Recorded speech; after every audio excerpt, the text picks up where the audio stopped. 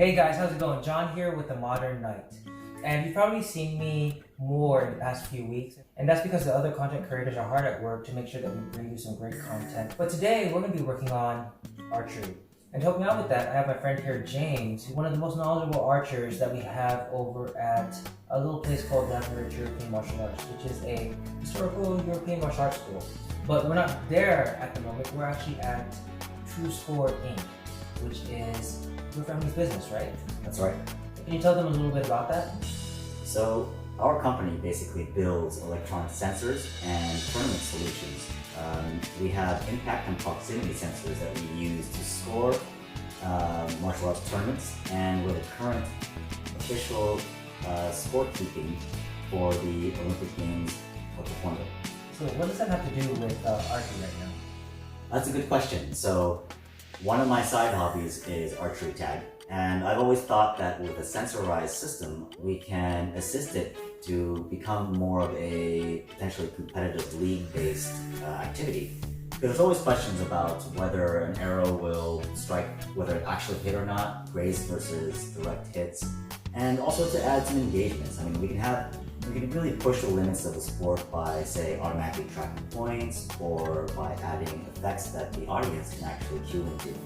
So if you guys are interested in archery tag, I want you to keep an eye on TrueScore and what they might possibly be bringing out in the next, say, 6 months, 8 months, right? In regards to the sport of archery tag, combat archery, or anything within that range. But before we do that, most of you probably want to know what archery is or how to get started. James is going to help you out with that, but we are not going to do it here. We're going to do it in another room that we've set up to showcase how a beginning archer should start.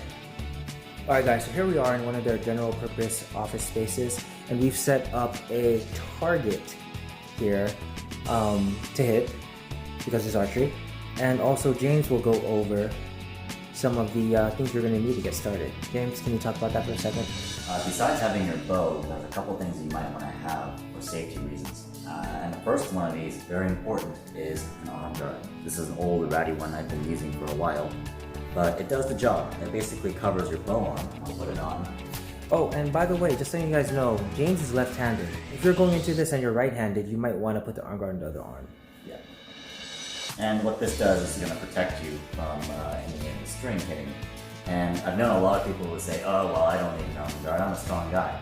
And later on, they'll have big welts and bruises, and you don't want that. It's not healthy, and it certainly doesn't look good. Correct. Okay, what are we doing here, James? So there's a couple other pieces here. You've got, say, some finger protection. So when you're using a very light bow, you could probably get away with a leather glove sometimes. But if you're shooting a heavy bow, you may want to have, this is called a finger tab. You see that has several layers here to protect your fingers. Mm-hmm. Other people might like a shooting glove that has a reinforced fingertips. Like this guy does. Yep. But the point is that you're going to be shooting this for a while, and that string will really hurt over time. So in order to help protect your fingertips, you want to wear something over it. Okay. And depending on the type of bow you have, you may want to have, this is an archery stringer. It's actually one of the more recommended types. It basically slips over the end, and I'll demonstrate on this bow here. So I'll unravel this. So you have the string here, you're going to slip it over the end, and then you're going to take this other end here and loop it over just behind the string. And then you're going to step on the string here, and you're going to pull up on it. So what this does is it allows you to string the bow without putting too much torque on the rings itself, because you might twist it, and that could damage the bow. So pull up on this, and then I'm going to slip this string into place, and then let it go. So then now we have a strung bow. Excellent. Excellent. Okay, so could you go over like basic archery techniques?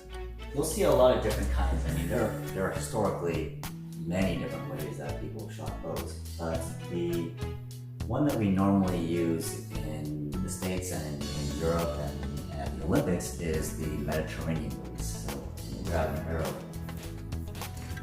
It's one of our archery tag arrows here. And what you're going to do is, once you knock the arrow here, the Mediterranean release is usually your first 3 fingers here, 1, 1 over and 2 under. And with this one, you don't want to grip hard on the arrow. You just want to pull on the string mostly. That's one way. In the East, particularly for Korean, Mongolian, Chinese archery, and Japanese, we'll do what's called a thumb release. So usually you're wearing a ring or glove, and you're going to wrap that thumb around. The arrow goes on the other side. Thumb goes around the bottom, and then the index finger wraps around. You're going to pull like this, and release, and just let go. Excellent. So could you talk about how to basically handle a bow and arrow? Okay, so there's a few things that you should always know about shooting, especially during your first time. The first major rule of bows is that you never want to pull it back and release it without an arrow. Now on this plastic bow it may be okay because it's so light and it's made of composite material, but a lot of bows, especially wood bows, can't handle that strain without having some resistance like an arrow. So if you do that, they call it dry firing. And all that energy is going to go straight to the limb and may cause damage over time. So don't do it. Mm-hmm. The second thing is, the first time you're at a range or anywhere really, you want to make sure that you learn and respect the range rules. Because all of that is there to make sure that people are safe. Here's a couple of the basics. Usually when you start shooting, you want to establish a shooting line that no one steps over. So the second thing is, whenever you have a bow and you have an arrow knot, always be aware of where that point is, because the last thing you want to do is shoot your friend. So if you have your bow pointed this way, always make sure that you're aware of the trajectory, the target, and what's behind the target. Usually they have some etiquette. We'll say clear when it's time to shoot, or clear to shoot. When it's time to bring back the arrows, we'll say clear to pull arrows, or clear. So one person will say clear, and the rest will say clear, or clear to pull, and then you can get your arrows. And if somebody says not clear in a very hysterical way, please do not shoot. And so can we go over how to actually shoot now? Sure, we can do that. For basic shooting form, usually you want to be about shoulder width apart. Your legs are perpendicular to the target. Once you knock it, you're going to knock it on the shelf closer to you. So if you're left-handed like I am, it's going to be on the right side of the bow and vice versa.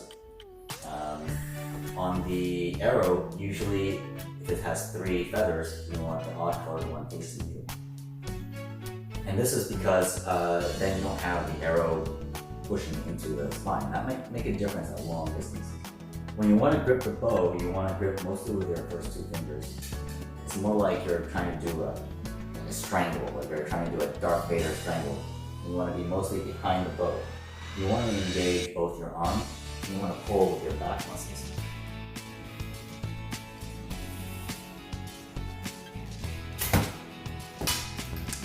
When you draw your bow, you want to reach what's called an anchor point. And that's somewhere on your face that you can always consistently pull back to. I like to go back to the corner of the mouth. Some people like to anchor it just under their chin, or maybe to the upper end of their cheek, especially if they're doing 3 fingers under. So once you reach full anchor, you want to just relax, and then you have what's called follow through. That basically means that you keep this position and hold that position for just a bit and relax, because otherwise you might require some movement on the arrow. Okay, so one of the things with shooting is that accuracy is important. The closer you are, the higher the likelihood that you're not going to have a lot of variance in terms of where the target's going to hit. But the farther you are, small changes can increase the distance from where you intended to hit, correct? That's right. So what we're going to do now, guys, we're actually going to go to another location. So we left TrueScore and we're now here at Davin Rich European Martial Arts, and James has his bow. It's a Korean horse bow. His Korean horse bow. And a few arrows, and we're going to show you how to shoot something at distance. So here's what's going to happen. We're going to set the target here, and then James is gonna go ahead and go for his first shot at about 5 yards. He's gonna do an initial shot so you can see where his targeting is, and then we're gonna have him shift off to about an inch to his right since he's left-handed. From there, you'll see what the variance looks like at about 5 yards. Then he's gonna go back to 10 yards. He can do the same thing. He's gonna go shoot straight on, and then he's gonna just turn to the right by about an inch. And I'll show you how much the spread happens at each distance. Then we're gonna do it again at 15 yards. Boom, same thing, head on, and same thing, head on, and then about an inch off. And then at the very end, we're gonna see if he can actually make it from a 30-yard distance. Gonna aim for center of target.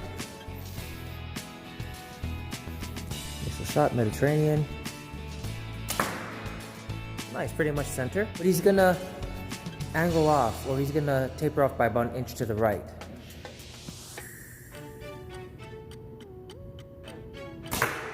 Whoa, that's a huge spread. Alright, so he's at the edge of the circle, okay? So maybe an inch to the right could be too much, maybe like half an inch or a centimeter. A little bit tough this side, I guess. Yeah, so I want you to see where it's at. We're gonna just go just slightly off, probably about like, we'll say a quarter of an inch. Whatever that is. There you go. Okay, so it's a lot closer. Let's take a look here. We still know. So. Inch and quarter inch. Yes, an inch and a quarter inch, but you could also start with a base shot, yeah.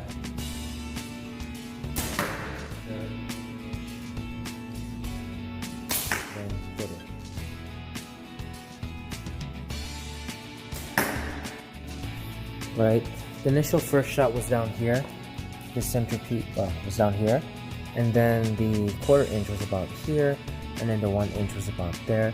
And you saw that the variance was about 2 to 3 inches out, as well as 2 to 3 inches out, just from those, just from the difference of 5 yards. Oh my gosh, it is so far because it is 15 yards. Close enough. Still about center. That you really did adjust for that blowback from the initial shot. And part of it is because I'm counting the bow. Yeah, more stuff that we can talk about later, like what is counting? How does that change things? To the right. Correct, and it's right. That already looks like it from out here. Oh my gosh, that is completely off. Quarter inch. Yeah. Now these are, you know, guesstimated distances here in terms of his inch and quarter inch. We don't have exacts, but you can kind of see that. Yeah, you can kind of see that it's not like he's doing a wide change. He's trying to keep it within parameters. It magnified all the errors. So Yeah. the fact that I was off to the side and high now gets magnified double up to here. God, yeah. That's a 10-yard difference, right? So we start at 5 yards, and then 10 yards out at 15, it almost doubles. Like the change isn't as apparent from 5 to 10, but at 5 to 15, there's a huge differential. Yeah, this is 30. First was top left. Nice, okay. Second shot, top right of the target. First was top left in the hay bale. Okay, last shot. See if we can get in. Yeah, not too bad actually. So here's the first shot, top left, off target. Second shot was to the right of the circle of the target. Raised elevation on the third shot just slightly to the left. And then the fourth shot was towards the bottom left of the circle, but it was actually closer to the center target in alignment. Any final words you want to say about shooting at distance versus up close? It's a lot harder because now I also have to account for elevation. And you can see here that my first 2 shots were up a little high, so I tried to adjust for that in the third one, but overshot, went a little lower. So there's a lot more variables at play instead of shooting straight at the target. That's pretty much it. I mean, other than that, I just need more practice. Alright. Please be sure to like, comment, and share this video for us. Also, if there's anything that you want to understand in regards to archery, please let us know so that we can go ahead and give you some more tips on the modern night.